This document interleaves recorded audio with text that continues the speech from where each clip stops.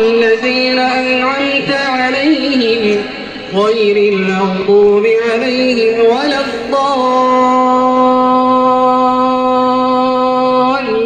الضالين آمين. واتل عليهم نبأ إبراهيم إذ قال لأبيه وقومه ما تعبدون قالوا نعبد أصناما فنظل لها عاكفين